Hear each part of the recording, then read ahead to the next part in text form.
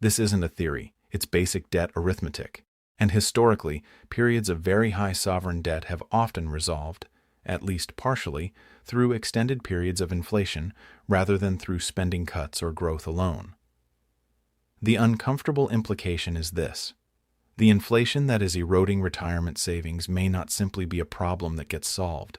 It may be, from certain institutional perspectives, part of a solution to a different problem, not deliberately engineered, not a coordinated decision, but incentivized.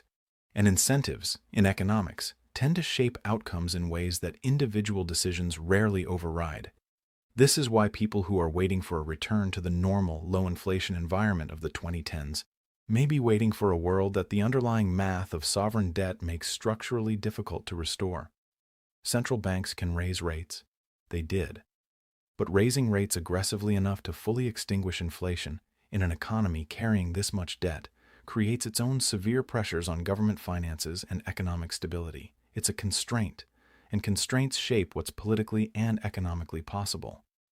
For the person staring at that screen, the retiree doing the math, this is the part of the story that sits beneath the surface of every financial advice article and every retirement planning seminar. It's not just that your savings are being eroded by inflation. It's that the conditions creating that erosion exist inside a larger system that has its own logic, its own pressures, its own incentives.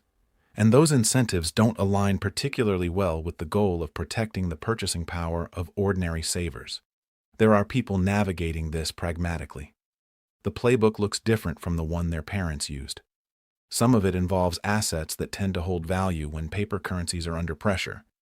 Some of it involves geographic arbitrage. A growing number of Americans are finding that a retirement their savings struggle to fund domestically becomes achievable elsewhere.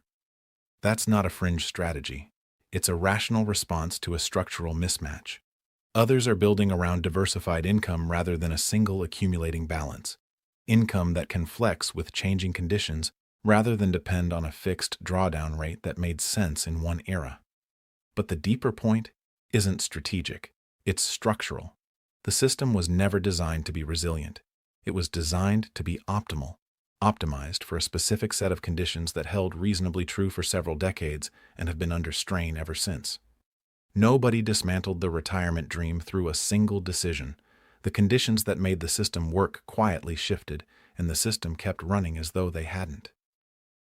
The people most exposed to this are often the ones who trusted it most completely, who saved diligently, followed the advice faithfully, and built their plans on assumptions that felt permanent until, gradually, they weren't. The contract they thought they'd signed, work hard, save consistently, retire with dignity, had a clause that wasn't in the brochure. It only works if the underlying economy cooperates, if the currency holds its value, if the institutions managing that currency have interests that align with yours. Right now, the evidence that those interests align is harder to find than it used to be. And somewhere, a 63-year-old is still staring at that number. The number is fine. It's everything else that needs a closer look.